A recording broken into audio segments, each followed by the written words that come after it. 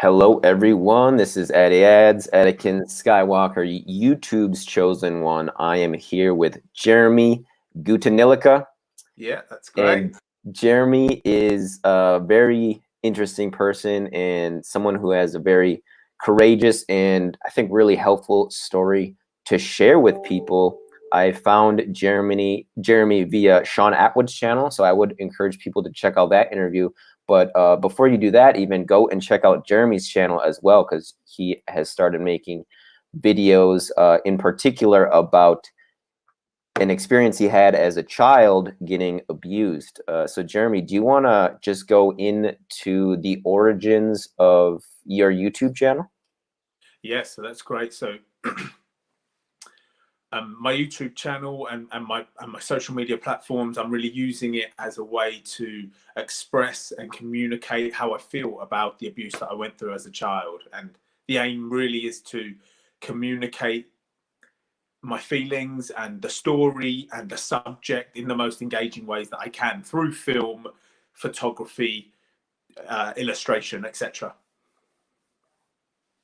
That's really interesting, Jeremy. And were you like, because YouTube is not your main profession, so what kind of what was the catalyst for sharing your story? Because I saw in your interview that you had to go through a process before you could reach a point where you could talk about these things. Absolutely. It wasn't until the abuse was going on when I was around 8 or 9 years old, and it wasn't until I was 24 years old that I actually started really seriously thinking about the abuse. It wasn't until I was 24 years old that it really started really distressing me. And it was a long process of understanding those feelings, admitting those feelings. And then I started speaking out 3 years later, 3 years after those initial memories. And that was an ordeal in itself. But to speak out for the first time was really, felt like a massive weight had been lifted off my shoulders. It was a really incredible feeling. And so I continued doing that over the next 5, 6 years, telling one person at a time. I would speak to close friends about what had gone on. And each time I would speak, I would grow in confidence and grow in strength, if you like, being able to speak out loud about this. And actually, one of the very interesting things about it is, as I was speaking out more and more, I actually started to become proud or proud that I'd come out the other side of this. I started to think, oh, this is really my story, and I'm going to tell it like it is. And that was a really nice feeling, transformation that I felt. So yeah, at this time I was working as an engineer. My trade is mechanical engineering, and during this time I was very into my work, into my career, into progression within my career, etc. But this really started to the thoughts about this and possibly sharing my story publicly really started to take over, and that's when I started to make the move into creating content online. How did people react initially when you told them about it, your friends and family? So it was my friends initially for the first 5-ish years of speaking out. And they were in complete shock, because actually, I would say approximately the first five people that I spoke to, they were all friends with me when this was going on. So they were in absolute shock that I had never said anything. It's very difficult to understand why somebody wouldn't say anything for all those years.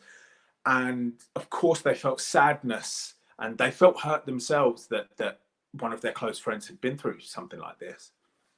Yeah, definitely. And could you tell people, I guess, because we do have about an hour, what started your, I guess, hunt for this guy? And maybe you could go through step A to Z, as you guys say over in England. Yeah, that would be great. So once I'd spoken to a handful of people about this, I started researching on the internet about what's going on out there. And in doing that, one of the questions that kept coming into my head is, I wonder if this man that did this to me when I was a child is still doing it now. That was one of the big questions. Where is he now was a question. What's he doing now? Is he still doing this now? And that question made me feel very uncomfortable. And I tried to put it away for probably about a year, but I couldn't get rid of that question. And it was almost haunting me. So I decided to try to find him. So I started searching online. Now, I searched for days, every social media platform, every website I could think of. I had a couple of links. I knew his name, for example, and I knew that he was a nurse. So I had those connections. So I was looking everywhere, but You knew his last name, Jeremy, too, or just his first name? Did you know both his first name and his last name? Yeah, I did. Oh, you did? Okay. Yeah, his surname. So I had a good piece of information, right? You would have thought you could find anybody online with just their name. But however hard I searched, I literally could not find him. But I could find his wife's Facebook profile. And on his wife's Facebook profile, he was there in her pictures. And let me tell you, to see his face again it was like my heart missed a beat. It really was. It was intense. It was an intense moment because it looked like he hadn't changed at all. It was him. So I messaged his wife and I explained the situation and I said, can you get him to contact me? And 2 hours later, she'd blocked me. And actually in the message, I had explained, if he doesn't contact me, I'm going to have to go to the police. So she blocked me. So I reported him. Now, the investigation lasted 1 year and it was quite a intense year for me. One of the most intense things that I had to do was give my statement. And the statement actually was a 4-hour period of giving information. It was the first time I'd ever detailed the abuse, like in explicit terms.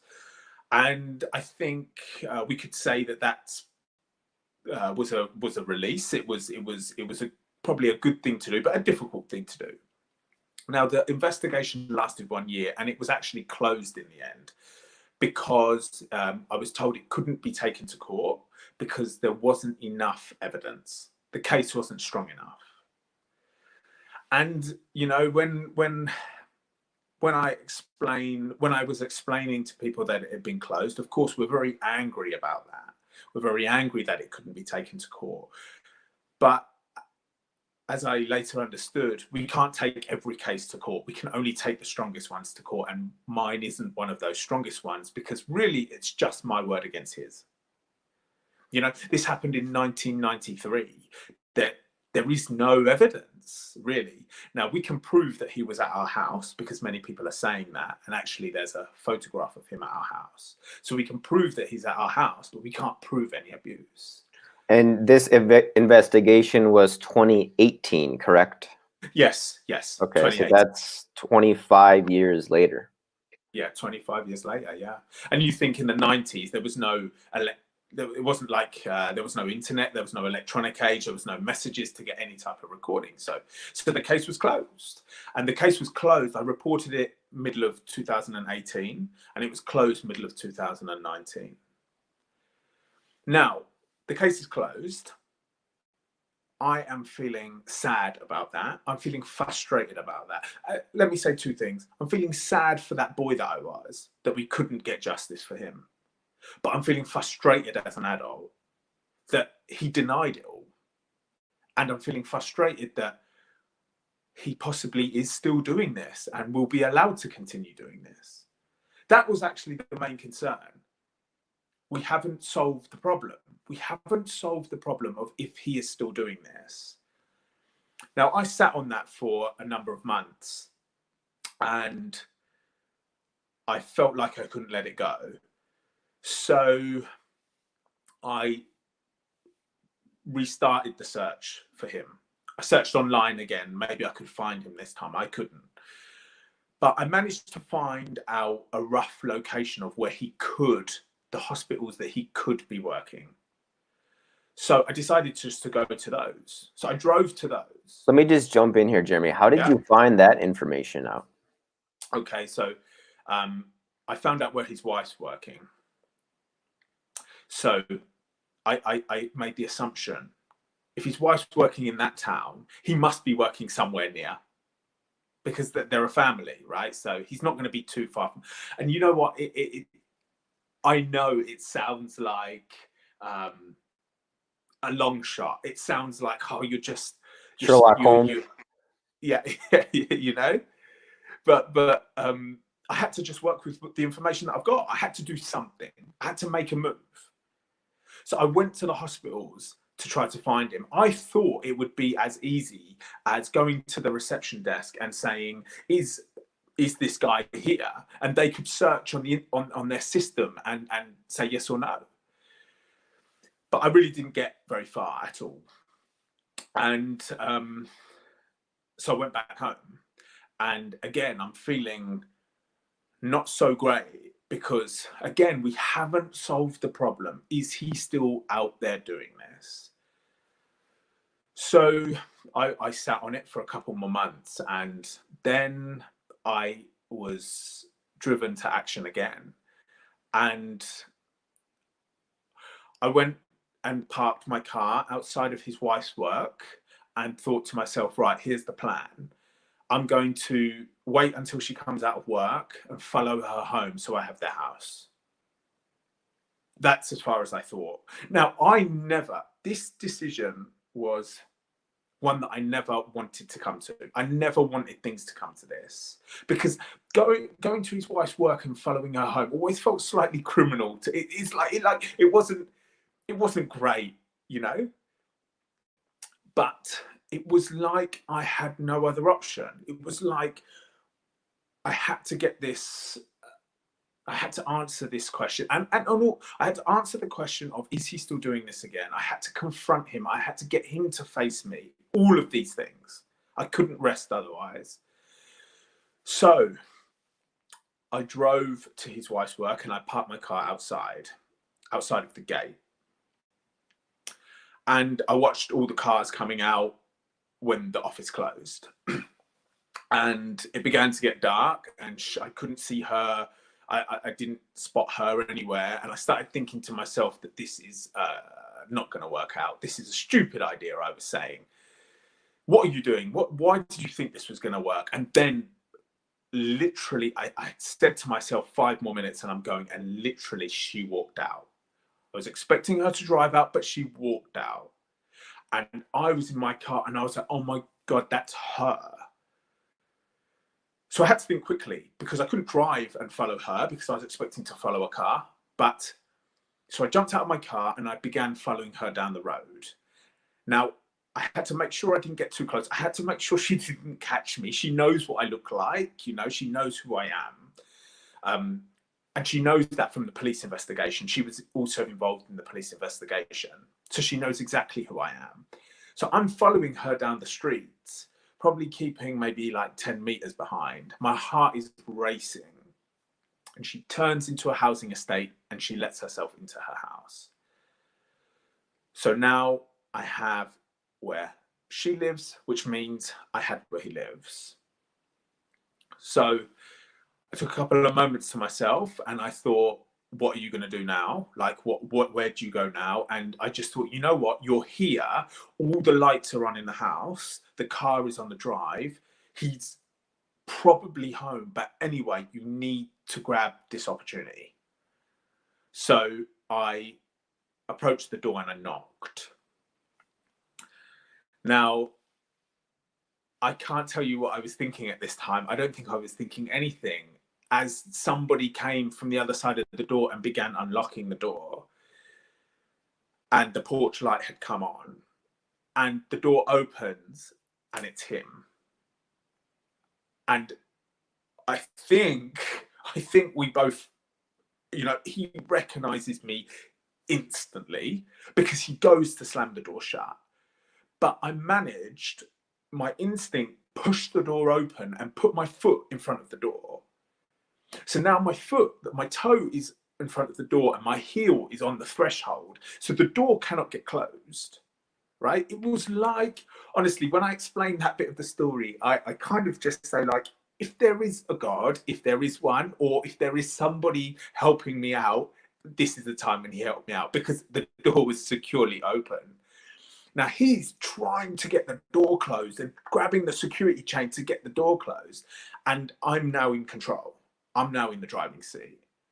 And I look straight at him and I say, you remember me, don't you? Did you honestly think that I wouldn't come for you one day? Now his face is full of fear, full of shock. He's shouting, go away, go away, go away. He's saying, you're trying to blackmail me for money. You're a drug addict. You're looking for drugs. He's just saying whatever he can, right?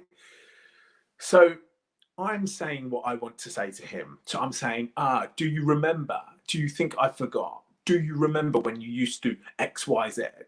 And every time I got to the XYZ, he'd like shout over me, trying to drown out my voice. It was like the epitome of a guilty man. It was like the demonstration of the reaction of a guilty man. So his wife is in the background. She's come down the stairs and she's now calling the police. And the police arrive. They arrest me. And I get put in the cell. Now, I have to give an interview, and the things that they are charging me for was assault, for pushing him in the chest and pushing the door into him when I held it open, and stalking and harassment, for the stalking for following her home, and the harassment for the many times I've tried to contact them over the last year. So now I have to go to court for this situation. And having to go to court for this is definitely not ideal. It's not a good situation to be in. However, I'm going to speak out in court because they are definitely going to ask me, why were you in it? Why did you go to his house in the first place? And that will be my opportunity to speak out again in front of the justice system, speak out again in front of him, speak out again in front of his wife, and let everybody know who he really is. So I feel like the power is still mine. I feel like I'm still in the driving seat, even though I'm going to court for these charges. So what happened at court? And well, before we get to that, what was going through your mind when they were cuffing you? Because I doubt that this happened to you before. So when they were calling the police, I said to him, I'm happy you're calling the police. I'm so annoyed they're not involved anymore. If you call them, you're doing me a favor, right? Now the police arrive. It was a full works, blue lights, everything, 3 police cars. And when they said to me, once they'd taken the statements and they said to me that they were going to arrest me, I suppose I was in a little shock, but my adrenaline was flowing so much. It was when I was put in the cell that I was like, this is not so good. This is not so good. That's when it kind of hit you a little bit, like, wow, yeah, this is messed up. This is not backwards, right? Yeah, this is backwards. That's exactly how I would describe it. How have we ended up in a situation where I'm the one being arrested and I'm the one in the cell? So what happened from then on? Because you were only in the cell a little bit, right? Yeah, I was in the cell for maybe 3-4 hours until they could interview me. And you know, when they interviewed me, it was everything you would imagine you would expect an interview process to be. Why were you there? What happened? Do you think actions were acceptable? What are you going to do now? Are you going to go back to the house? All of those kind of situation questions. And I mean, what can I say? I answered why I went there. I answered it. I'm not going to go back to the house. I've confronted him now. He's faced me now. That's really one of the big things that I wanted. And now we're back in the spotlight. So that's good. So in the end, like right now, are those charges still processed on you, or were they dropped, or how did that end up? Yeah. Okay. So in January, I had to go to court. And I thought it was going to be me, him, his wife, everybody there. But actually, it was just me. And as I learnt that day, it was a plea day. So it was my not guilty or guilty plea. And if I go not guilty, then they give me my sorry. If I go guilty, they give me my punishment there and then, and it's all finished. But I went not guilty because how I'm not guilty of I'm there for a reason, you know. I'm there to have a discussion with a man. I wasn't there to cause any. I wasn't there to cause any violence or anything, and that is clear from the way I behaved. I was there to have a conversation with a man. So I went not guilty, and now it's been deferred to trial. So now trial date will come, but it's been postponed because of the coronavirus situation. Okay, so you won't actually go to that trial until after this craziness has settled down a little bit. That Absolutely. Is quite a story, Jeremy, that you tracked him down and that happened. Let's move to something a little different before we go back to your story. I just want to know if you'd be comfortable sharing where you are in England or the UK and what the situation is like there as far as the pandemic goes. Police, how they're behaving, maybe what's the vibe of people, just whatever you'd like to share about your situation in the pandemic as it stands today. Yeah, okay. So we are in lockdown, full lockdown. We're in the 5th week of lockdown now. And we have been told yesterday from the Prime Minister that we have passed the peak of the virus, which has made everybody feel relieved and and optimistic. So we passed the peak of the lockdown. On Thursday, this Thursday coming up, next Thursday, they're going to release an exit strategy and how they're going to start easing lockdown. And so we're all very happy about that. When lockdown started 5 weeks ago for us, the roads were empty. It was very surreal. It was very, very surreal. The motorways were there was only a few cars on the motorways, nobody on the streets. But as time has gone on, I've noticed things are a little busier. People have started to go back to work where they can, and things are slowly returning. Thankfully, the number of deaths are dropping, but we are all looking forward to things settling down and us being able to go back to normality. And I think something it's taught many of us is the luxury of freedom. Yeah.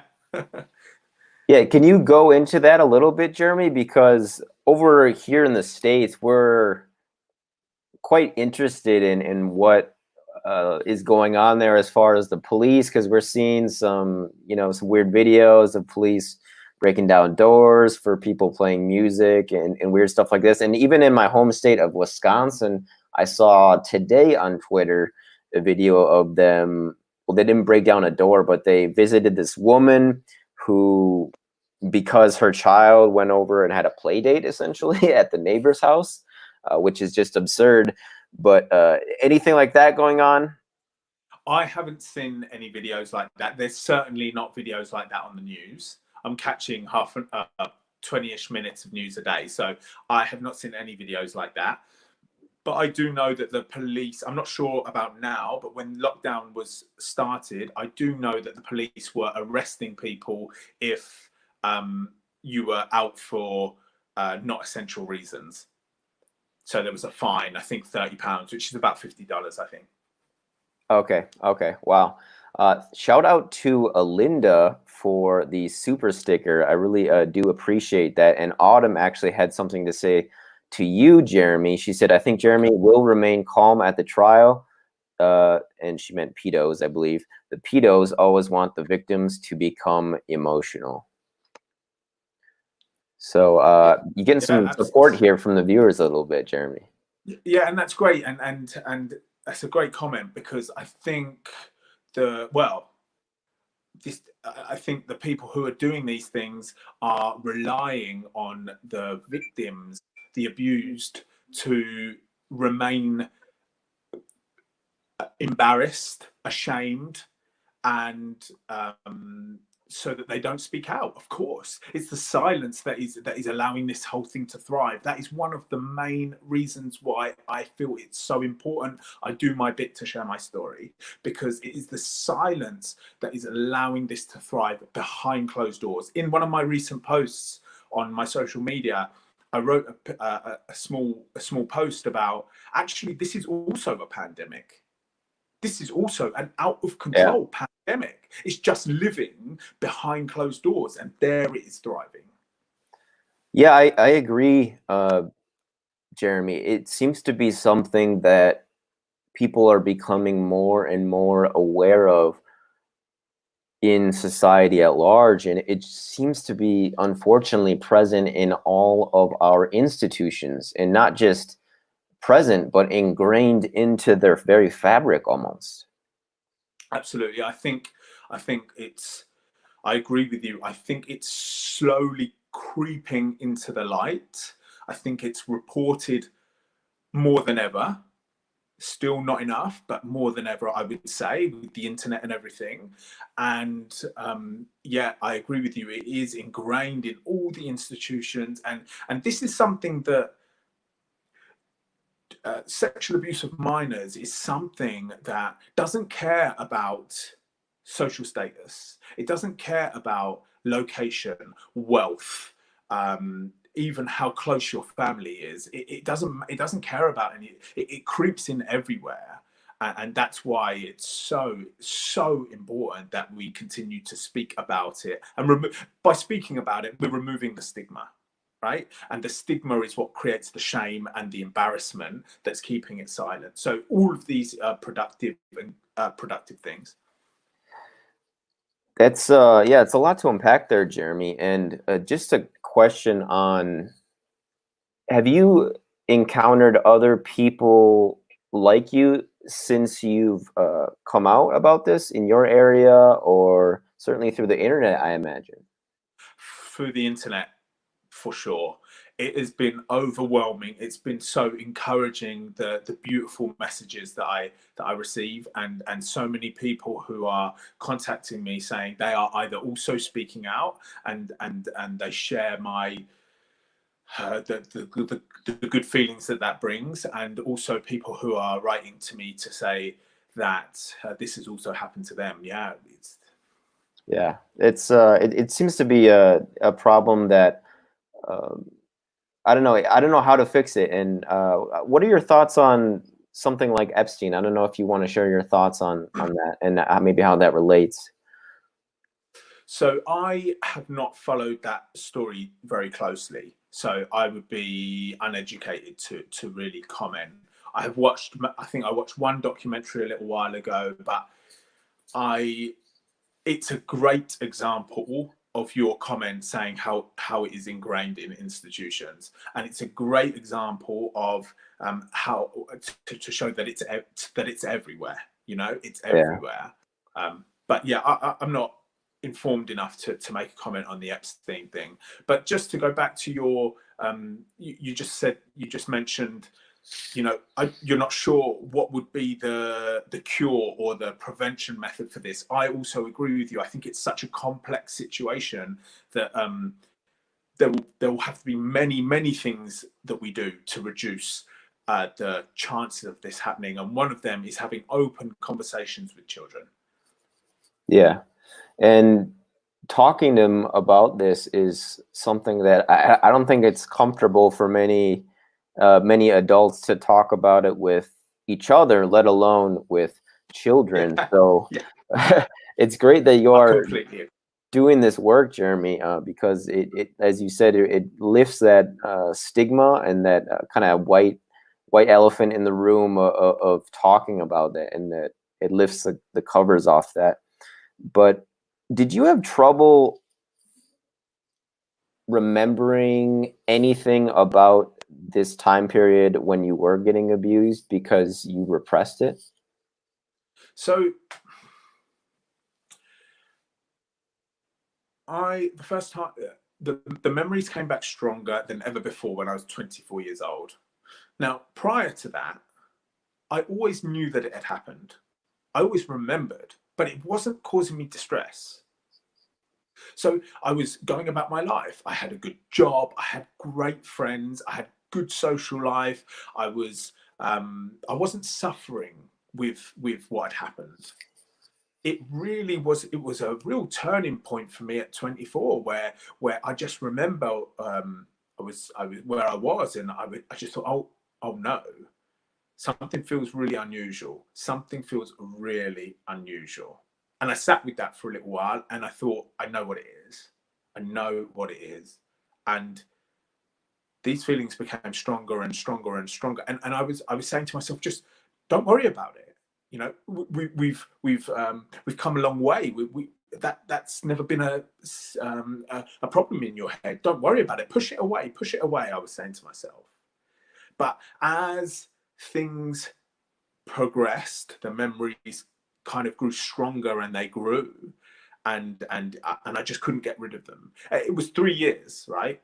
From the initial memory to speaking out was 3 years. 3 years of trying to push the memories away, but I could just see it wasn't working. Yeah, 3 years, and you said you were 21 when they first started to appear? Sorry, 24 when they first appeared. Okay. 27 first said something. But they happened when you were 8, you said? 8, 9, yeah. Okay, so that is a long time to not have that really affect you in a way that you're conscious about, which to me is really interesting, because I think other people can share that experience, Jeremy, of memory repression, if that's what we want to call it. I don't know if that's the right language for what we're describing here, but for me, I can recall in the past that it's happened, but it was only a few years. It wasn't, over a decade, which is a really long time. It's something like, for you, it was like 12 or 13 years. Yeah. So I guess just observing that length of time for me is really unique, that your brain somehow, did that for you or to you for whatever reason. Yes. So something that I found fascinating, I find what we're talking about now, this whole memory repression thing, it really fascinating, actually. And somebody gave me a really nice analogy. They said that when something traumatic happens to you when you're a child, what you do is you box it up and you put it to the back of your mind, because you're not mature enough to deal with it. Now, when you grow with maturity, your subconscious slowly starts opening the box, because it knows now you're ready. Right? So that is a great analogy, I think, for and my situation where I spoke out so late into my 20s. I think there's a great statistic, actually, of where they've done this with men, and it's towards their late 20s to early 30s that most people are speaking out. And it's this thing of, when it happens, you can't make sense of it. You don't understand it. You don't even know what's going on. And then you're 12 and you're 14 and you're 16, and you still can't really, you're not ready. You're not ready to deal with that.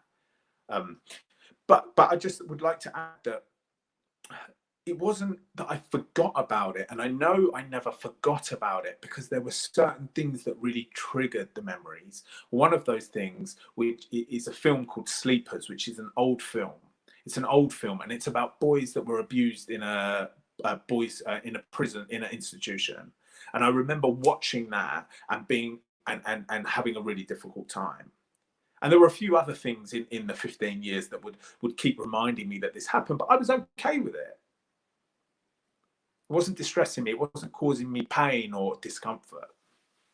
That's interesting. Yeah, that's it's really interesting that that the brain does that for children to release that, because it does seem that during the first years of college, especially that first year, like freshman year, is a really stressful time for a lot of young people, or wherever it is, first year in the military, first year, away from the nest, so to speak. But yours actually happened, like 5 years after that, assuming that you went on that regular path. But what are your plans for the future with your YouTube channel? And do you have any partner organizations that you're working with or for? Yeah, okay. So my plans for the future is to continue creating the most engaging content that I can create. I want to make people interested in this subject. I want to try my best to engage people who have a direct link to this subject, and also, as importantly, people who do not have a direct link to this subject. I want them to be scrolling down their news feed and be like, it's a video from this guy about that subject. He creates interesting stuff, and they want to learn more. They want to know more. That's a great way to spread awareness. So for the future, I want to continue working with film, short film, photography, illustration, and continue to make the best content that I can. My most recent piece was a short film. It's an 8-minute film about what happened when I knocked on this guy's door. There's no budget for any of this. It's all favors from people who I've met along the way. And we created a short video. It done really well. And now that's linked me to you, and it's linked me to Sean Atwood, which is a fantastic thing. And I just want to really express what I know. And you know what? Something that's very important, to squeeze some good out of what happened to me. That would be a great thing. Let's learn something from it. Let's not just leave it as dead weight. Yeah, that's a great way to put it. Squeeze the good out of it. And do you have any books that you used at any point during your life, Jeremy, that helped you cope with stress or trauma or mental state? I was always interested. I am interested in self-development type style things. So I think I've always been very interested in improving myself and getting better at things, and listening to people who are talking about that type of thing. So from my early 20s, I was always interested in the very typical self-development books. And then I just started listening to more podcasts and then watching documentaries. So I've always absorbed that type of information. I don't Do you think remember the names of the books or the podcasts, or do you have any favorites that you would go to? So Joe Rogan's a massive influence on me. And I learned a lot about conversation from him. Definitely. I listened to a lot of a guy called Jordan Peterson, who's a clinical psychologist. Yep. Fascinated with his work. I've now recently just got onto a guy called Sam Harris, who opposes Jordan Peterson. Okay. And very interesting guy. Books wise, it's a very interesting question. Oh, I couldn't pick out any titles. I'm really sorry. I'd have to prepare for that. That's all good. That's all good, Jeremy. Yeah, just those people that you mentioned. I'm always interested to ask people about that.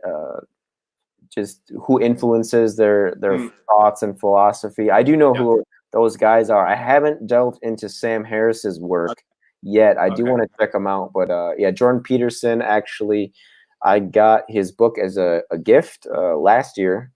So I do own his book. It's not with me right now, though. It's trapped in Europe at the current moment. But yeah, those all those guys, I know who they are. And yeah, if you ever have any book titles that do come to you, or blogs or magazines, websites that you go to for that type of information, I just let me know. I always love discussing that with people. And what about as far as keeping mental health strong and therefore performance? Do you do anything for exercise regularly? For sure, it's always been a big part of my life. So I am practicing yoga. I've involved in boxing as well as a sport.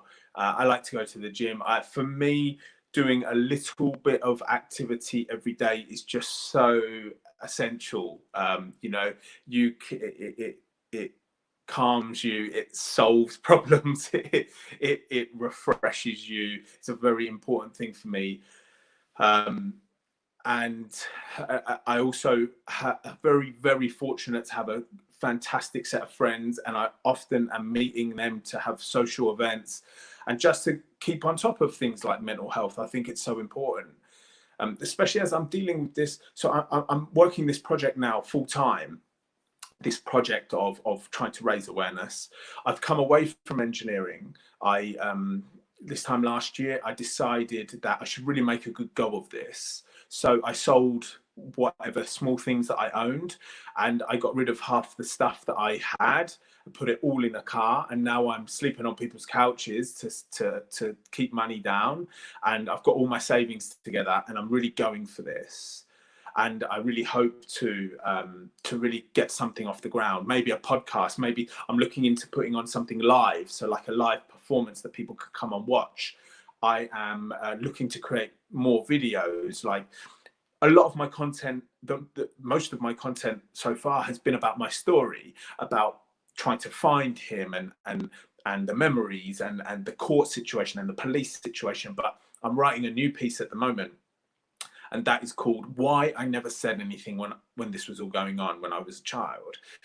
And I want to explain that to people so that they can understand how easily this can happen, the grooming process, how easily influenced children are. And I hope that that will initiate at least one set of parents to talk to their children. That would be job done. But I don't just always want to report my story. I want to go down other avenues of talking about the subject, explaining how easily this can happen or how often this happens, and really get the discussion going, you know. Well said, Jeremy, and I wish you all the best in those goals. I had a question about race, if you feel comfortable talking about it. No problem. Just speaking for myself here in the States, I have encountered verbal racism growing up in the Midwest, which is especially Wisconsin. It's predominantly Polish and German ancestry. That being said, it was rarely, if ever, all physical, and I do.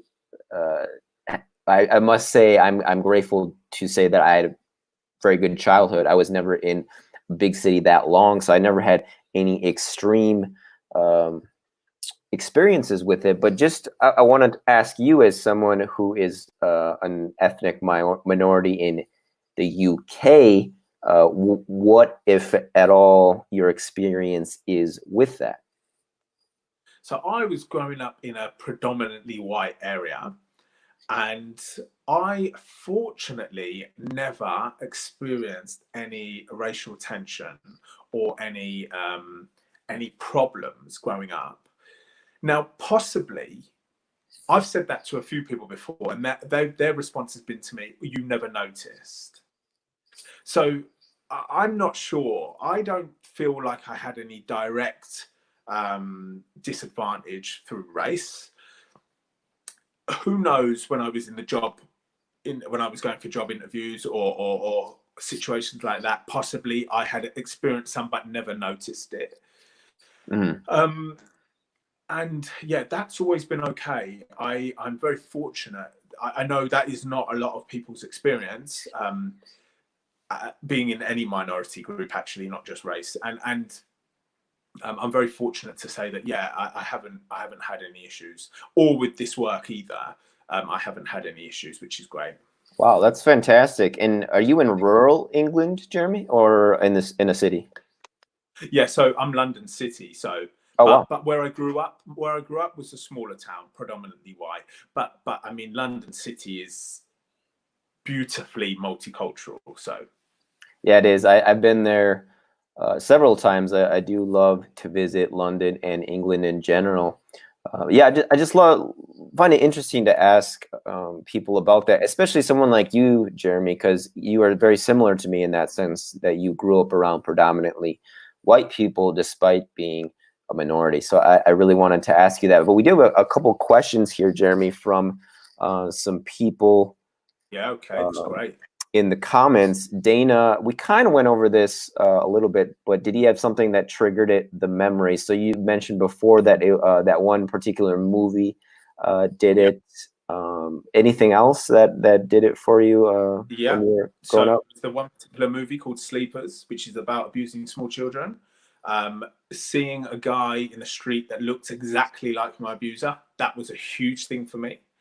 When I was in my college years, going out partying and stuff, if we would go out to a town and get a hotel room, like me and my friends, I could never sleep in the same bed as one of my pals. That was always something, because I just felt very uncomfortable getting close to another man, even though it was like my best friend. These were all the little triggering things that now I look back were a real problem for me. Okay. Okay. Thank you for that, Jeremy. And Autumn has a question, a very specific one. I'm not sure if you can help out. Hi, Eddie. Could you ask Jeremy if there are any good lawyers out there to help adults abused as children? Yeah, I'm so sorry I couldn't help you with that question, but Yeah, I wish you good luck. Yeah. I would say look locally. That would be my first Yeah, recommendation, is to check out your local lawyers for sure. Boxing and martial arts teach mind-body control. This is true. We did cover absolutely. the exercise, and Dana was talking about that before. Yeah, I think that's all the questions that I had for you today, Jeremy. And I do have another interview coming up soon No problem. here. So before we sign off, is there anything else you wanted to share? And I do want to say, Jeremy, I would love to chat with you again. I think there is Yep. demand for people like you to share their stories. For sure. Now, so for anybody that's listening now, you can check out my socials and my YouTube channel. I'm sure, Addy, you'll put the details in the Definitely. box. Yeah, I'll put all And, your links in the description, including your excellent. documentary that you did. Oh, brilliant. Okay. And you can follow this journey, and you can message me and ask me any questions. That's great. Actually, challenge me with your ideas and opinions. That's great, because it helps me develop my mind. And we should definitely catch up again soon, when I've developed this idea about the video of why I never said anything, and I want to start moving things in a direction of education and awareness, not just about my story, about the subject. So I'd love to catch up again, maybe next month. Awesome. Definitely, Jeremy. Yeah, just let me know. And for everyone listening, how again should we pronounce your last name, Jeremy? It's Jeremy Gunetilleke.